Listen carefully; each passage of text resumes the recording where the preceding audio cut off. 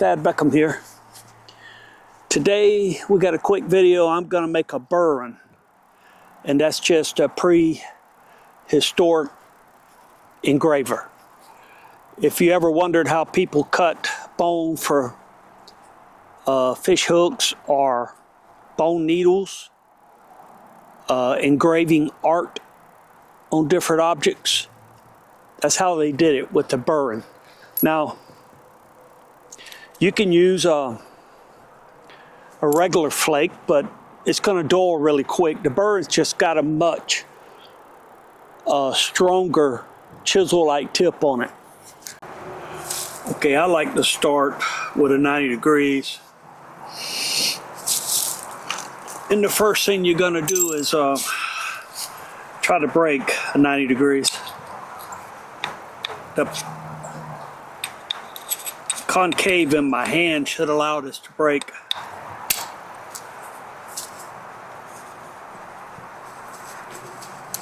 See, we got several now 90 degrees. Several angles we can use. Set this to the side. See if we can break. That one already has a 90, but let's break the tip.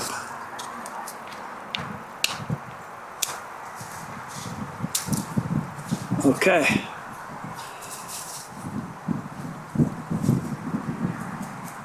Nice little tool right there. Say we want to sharpen it up.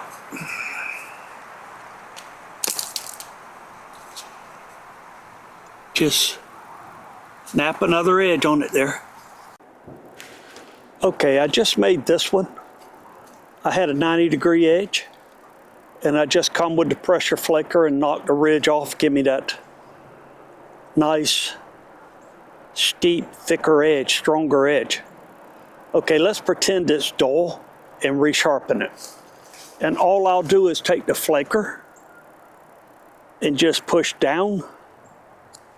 And if you want, you can come back the other way and you can trim this off. You could actually half these if you wanted to. I've got a little different experiment I want to try, but let's sharpen this one first. I'm just going to take that edge and push down. Okay.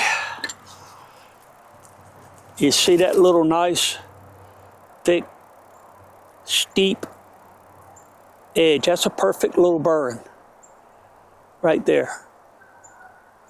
And every time it gets dull, you just take another flake and just keep using it. But it will not dull as quick as a regular flake. There's that edge, 90 degree. Yep. See how quick that was? Now I got a stronger edge. Okay, I just made this burin. And I didn't have the camera on, as usual. So let me dull it up a little bit and we'll resharpen it.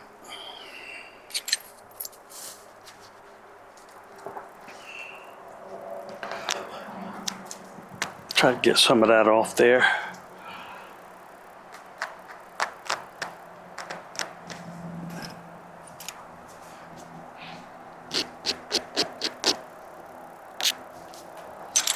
Okay, it's done did a bunch of work now. And we'll resharpen this burin. Okay, you see that little sliver that come off? Right there. And your burin is super sharp and ready to go. Okay, I've been soaking this antler for a while. It carves easier after it's been soaked for a while. I did some of this the other day. Just kind of find where it pulls. You can feel it.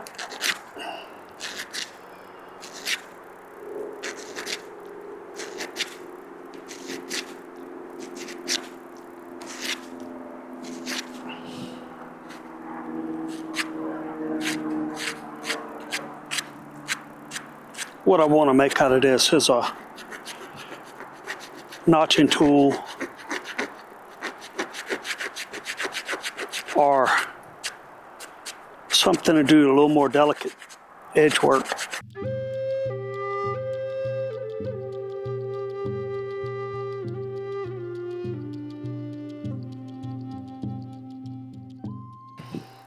I'm just going to take this side now, engrave it, and then work toward each other.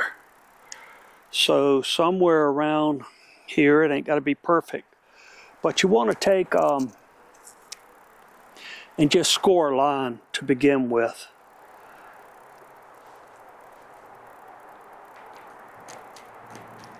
Just get a line that you can follow, you know, where to stay in the track.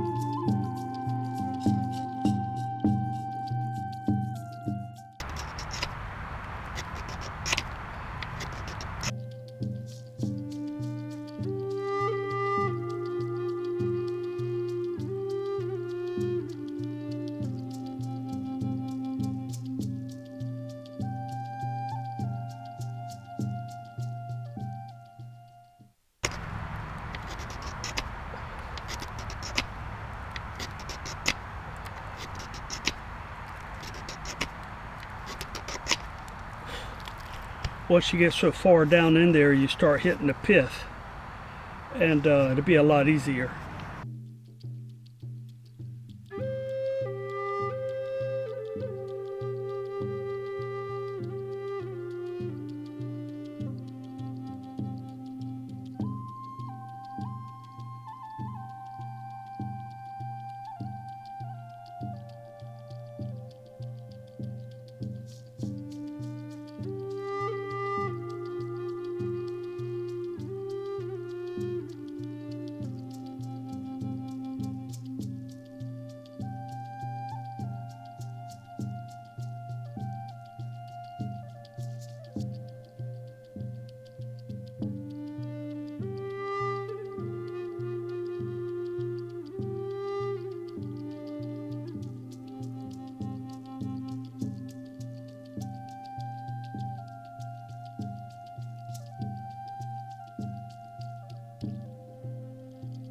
I got 3 here I made them, they're kind of funny looking, but they'll fit down in my stump vise. You'll see what I'm talking about. Angle a little bit and get it cutting really good.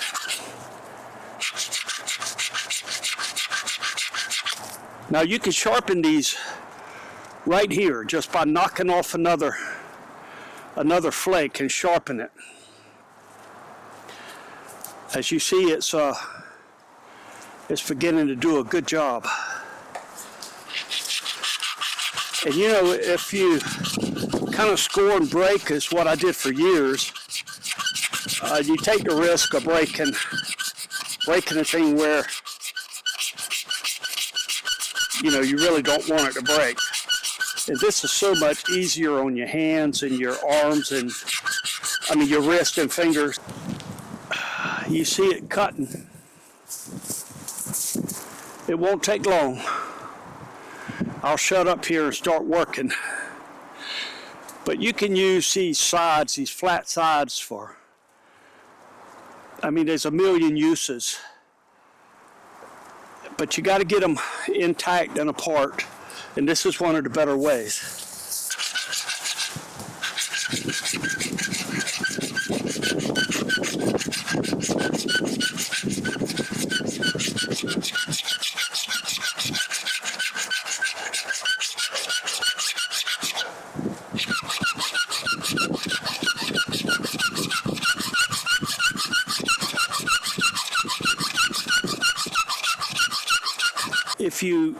If you get a little wobble in your stump, say the next flake don't fit tight, and they all fit differently, obviously, you can just wedge it like this. Now, if you're going to do some intricate curves, that kind of thing, little small engraving, you're going to have to do it with the hand engraver. But for long pieces of bone like this is...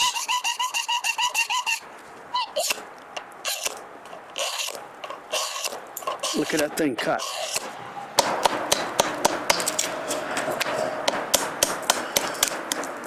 Okay.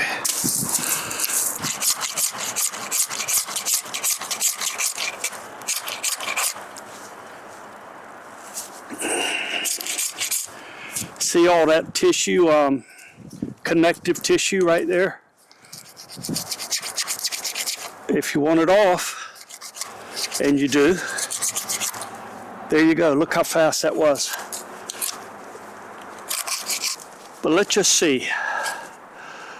A big bone needle, maybe a smaller bone needle, maybe a fish hook, maybe an arrow point. All right, remember this piece we split out of the antler? Okay. We also want to use this piece. So what I'm going to do is cut this right here. Now, how do you cut it off? This is it, man. You just score it. And this is easier to score than using your fingers.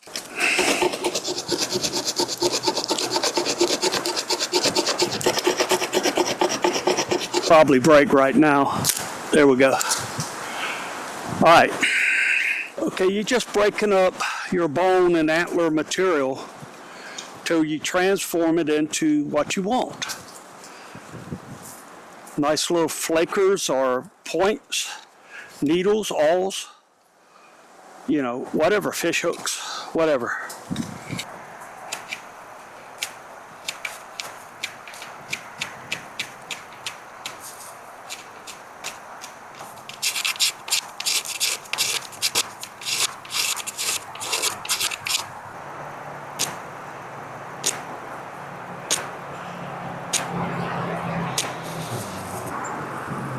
Okay, here's some things we can make after cutting things out with the burin. We got these fish hooks, 2 large ones, 1 small one. We've got these gorge hooks and some of these on my own design hooks. Another gorge over here. Soapstone weights, flint knapping tools. There's the base of the one I just split out. I think I can use that, maybe. We'll see. It's got a good hand feel to it. There's the piece that we split out. Now I'm going to put this on a handle in another video. A wood handle. And then we got our bone we split. We can use it for pressure flaking. More pressure flaking. The other part of that antler, pressure flaking. So you got bonefish hooks. Oh, we got awls. There's the one that we haven't worked yet. Here's another awl. And these are going in my crab traps. You see the soapstone steelotite weights, natural cordage. But these will go on my crab traps. I'll show you that later. Anyways, all kind of cool stuff you can make. So it all starts with the simple burin.